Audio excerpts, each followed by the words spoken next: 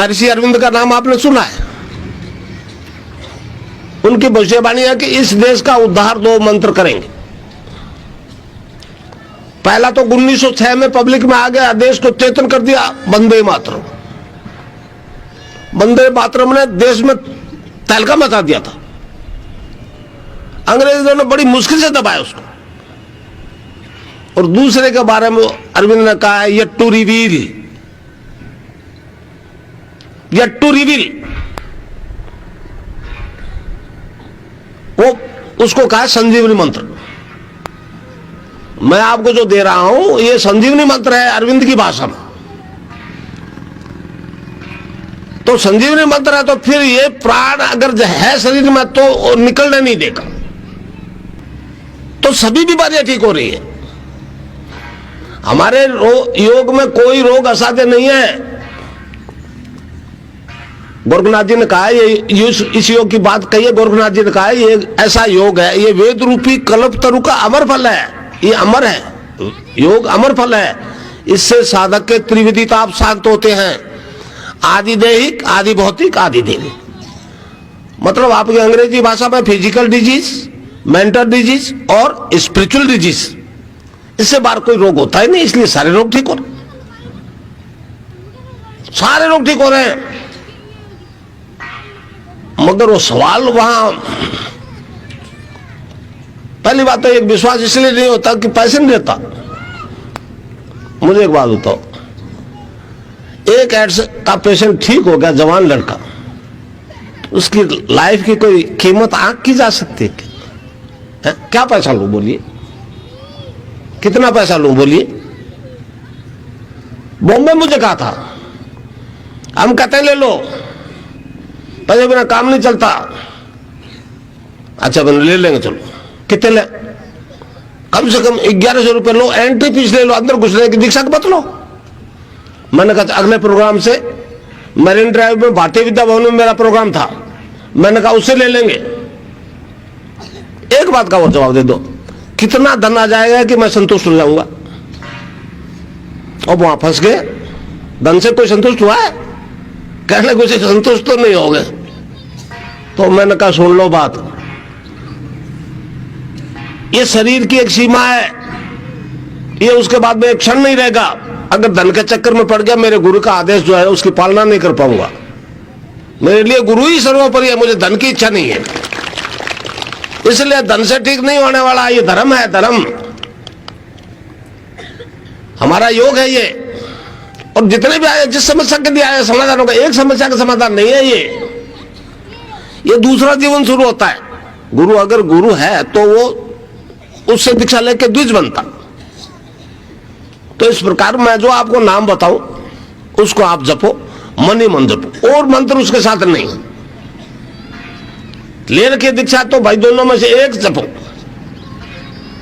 और जब मंदिर जा रहे हो कि कोई घंटी बजा रहे हो कि कोई कर रहे हो, करते जाइए, नाम वही जपो जो मैं बताऊं। और ध्यान में इस जगह मेरी तस्वीर का ध्यान करना। तो नाम जब जपोगे, मन ही मन जपना। देखिए 3 तरह से जपा जाता, एक तो बोल करके, एक में ओठ जीभ तो हिलते मगर आवाज नहीं निकलती, एक में मुंह बंद है, उसको कहते हैं मानसिक जप। तो आप मानसिक जप करोगे, मन ही मन जपते रहो।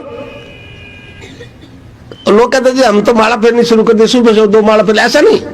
मानसिक जप शुरू कर दो, राउंड दी क्लॉक करो, खाते पीते चलते फिरते नहाते धोते टट्टी जाते पेशाब करते, वो नाम जपते रहो मन ही मन। और कुछ भी काम करते रहो दिन भर, वो नाम जपते रहो मन ही मन। आप बाहर वाले डॉक्टर अंदर वाले डॉक्टर दोनों से जुड़ जाइए, कोई भी रोग असाध्य नहीं रहेगा, समझे? तो इसलिए अब वो डॉक्टर हैरान है कि अंदर वाला डॉक्टर यही अड़ंगा लगा दिया इसने। मेडिकल कॉलेज बीकानेर के प्रिंसिपल है, उन्होंने एकदम मुझे इनवाइट किया था इन राइटिंग लिख के योग दर्शन के लिए। 100-150 डॉक्टर आए, तो मैंने बताया तो कहने लगे हाँ इससे वो दवाई से भी हम इम्यून सिस्टम को ठीक करते हैं, इससे भी योग से भी होता है। स्वीकार किया उन्होंने डॉक्टर्स ने। मगर वो तो अब दवाई फार्मेसी तो अमेरिका में ना, वो तो हमारा पातंजलि दर्शन स्पष्ट बोलता है इस बारे में। योग के 8 अंगों का अनुष्ठान बताया है, यम, नियम, आसन, प्राणायाम, प्रत्याहार, धारणा, ध्यान, समाधि। तो ये जो है इस नाम जप से, क्योंकि चेतन है और गुरु का आदेश है, आपकी कुंडलिनी जाग जाएगी। आप देवी को पूछते हो ना सभी लोग, कोई दुर्गा को, कोई अंबा को, कोई राधा को, कोई सीता को, है? योग ने उसका नाम रख दिया कुंडलिनी। वो रीढ़ की आखिरी हिस्से में रहती है, सुषुप्ति में। वो जागृत होती है समर्थ गुरु के आशीर्वाद से। तो जो नाम दूंगा, जो मंत्र दूंगा, उससे वो कुंडलिनी जाग जाएगी और सीधी खड़ी हो जाएगी ऊपर मुंह करके सुषुम्ना के अंदर। अब वो यहां पहुंचना चाहेगी सहस्त्रार में। अब वो ऊपर उठने की कोशिश करेगी, ऊपर कैसे उठे? जैसे आप देखते हो रॉकेट ऊपर जाते, नीचे स्पार्क होता है तो झटका लगता ना, इसी तरह की कोई विधि जब तक पुश नहीं करेगी नीचे से तो कुंडलिनी ऊपर नहीं खिसकेगी। तो योग में मोटे तौर से 5 वायु कराते हैं। योग में प्राण, अपान, समान, उदान और व्यान। प्राणवायु जैसे हम श्वास लेते हैं इसको प्राणवायु कहते हैं। अपान वायु नाभि से नीचे के डिस्चार्ज को फेंकता है बाहर। अलग अलग वायुओं का शरीर में अलग अलग काम है। अब कुंडलिनी रहेगी रीढ़ हड्डी के आखिरी हिस्से में, और अपान वायु नीचे फेंकता है गंदगी को। बस डिलीवरी हुई, टट्टी, पेशाब सब वो अपान वायु नीचे फेंकता है। अब वो ऊपर उठे तो कुंडलिनी को धक्का लगे तो ऊपर आवे, क्योंकि रीढ़ की हड्डी के आखिरी हिस्से में चक्रम पे वो 3.5 आंटे लगा के सोई हुई है। वो जब खड़ी हो जाएगी तब फिर आपको बंद लगना शुरू हो जाएगा। आप आराम से बैठ जाइए और केवल यहां मेरे को देखिए, यहां आज्ञा चक्कर पर मेरा ध्यान कीजिए और नाम जब चालू, तो वो कुंडलिनी जागृत हो जाएगी। जागृत होते ही आपका शरीर, प्राण, मन और बुद्धि अपने कंट्रोल में कर लेगी और सारी योगिक क्रियाएं सीधा अपने अधीन करवाएगी। कोई भी साधकता करके भी उसमें हस्तक्षेप नहीं कर सकता। तो पहला बंद लगेगा मूलाधार में। अब बंद लग गया, अपान वायु नीचे नहीं जाएगा, ऊपर उठेगा। खास तौर से इसमें रीढ़ की हड्डी की एक्सरसाइज होगी, क्योंकि सुषुम्ना से पूरा शरीर जुड़ा हुआ है। यहां से, इस जगह से, है? इस जगह का ऑर्डर जितने पास हो रहा है पूरी बॉडी में, सारे सिस्टम्स में, तब तक कोई गड़बड़ नहीं है। यहां का आदेश मिलना में कोई गड़बड़ आ गई, कोई ब्लॉकेज हो गया, तब फिर सिस्टम गड़बड़ा जाते। इसलिए खासतौर से रीढ़ की हड्डी की एक्सरसाइज होगी। उसी अंग की क्रियाएं करवाई कुंडलिनी जो आपका बीमार है।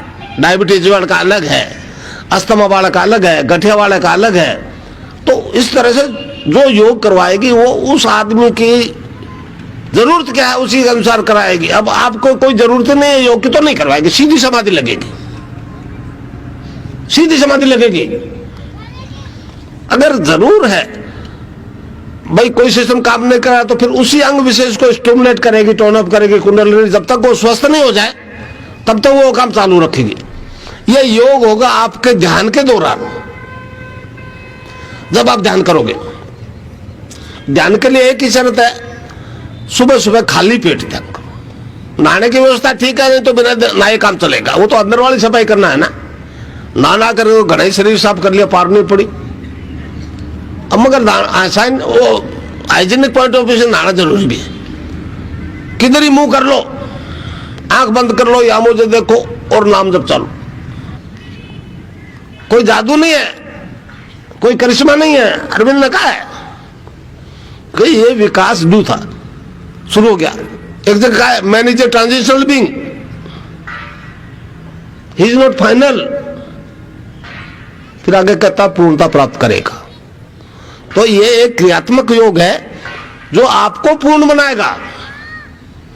आपके अंदर बैठा है वही बनाएगा आपको पूर्ण, मेरा बड़ा उपदेश नहीं बनाएगा।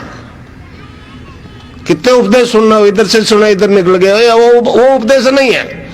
मैंने तो आपको अपने आप से इंट्रोडक्शन करवाना है, देना देना कुछ नहीं है।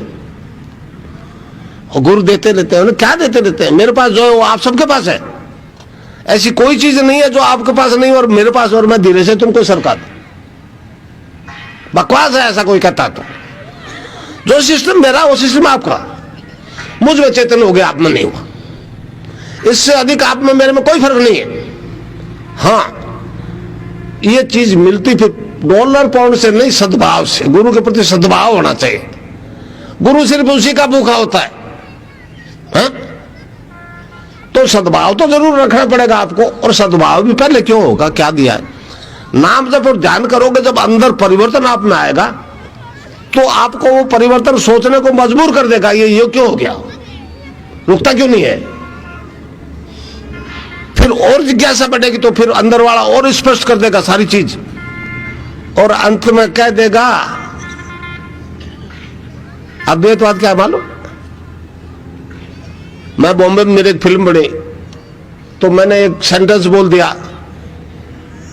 हमारे सिद्धांत के अनुसार बोला कि मनुष्य के पूर्ण विकास का नाम ही ईश्वर है। जो लोग आए नोट करने के लिए नोट कर लीजिए, मनुष्य के पूर्ण विकास का नाम ही ईश्वर है। ये हमारा वैदिक दर्शन कहता है। जब सातों कोष मनुष्य के चेतन हो जाएंगे, इस बॉडी में सातों चेतन हो जाएंगे, तो मनुष्य वो डिवाइन फॉर्म में ट्रांसफॉर्म हो जाता है। आप यह बड़ी आश्चर्य की बात है। अरविंद ने कहा है कि आगामी मानव जाति दिव्य रूप धारण करेगी। ये ट्रांसफॉर्मेशन वाला सब्जेक्ट है। ये विज्ञान वालों को बहुत अच्छी तरह समझना पड़ेगा, मानना पड़ेगा। मनुष्य अगर जो उस सत्ता का एक प्रतिरूप है, और ईसाई बड़े परेशान हो रहे हैं, कैसे बात, ऐसा कैसे हो सकता है? वो स्वर्ग में रहता है और स्वर्गस्थ पिता, वहां जाएंगे तो मुक्त होंगे। हम जिस योग की बात करते हैं वो उससे थोड़ा और आगे की स्टेज है। इसको अरविंद ने कहा है ये मतलब जीवन मुक्त होने का तरीका है, टेरिस्टोरियल इमॉर्टैलिटी। आप जीते जी सारी जानकारी कर लाओगे भी मैं क्या हूं, वास्तव में मैं ये शरीर नहीं हूं, मैं आत्मा हूं, और आत्मा के कोई रोग नहीं होता भाई। तो इस प्रकार सारे रोग खत्म हो जाएंगे। नाम जप और ध्यान, गुरु को प्रति सद्भाव जरूर रखना पड़ेगा। ये नहीं जानते कश्मीरी सेव सिद्धांत क्या है। बहुत दुख की बात है, मेरे एक शिष्य गया कश्मीर, तो वहां उसको संस्कृत की किताबें मिल गई, उर्दू में किताबें मिल गई शैव दर्शन की, हिंदी में नहीं मिली। हम तो ध्यान ही नहीं देते। तो ये कश्मीरी शैव दर्शन जो मूर्ति रूप ले रहा है, तो इस प्रकार आप ध्यान, अब कैसे मालूम होगा? आप जब ध्यान करोगे, रोग वाली बातों समझ में आ गई। अब वो सांसारिक झंझटों में फंसे हो, इससे मुक्त होने का तरीका है। मैं रोग मुक्ति के लिए नहीं आया हूं, मैं तो तुमको जीवन मुक्त करने के लिए आया हूं।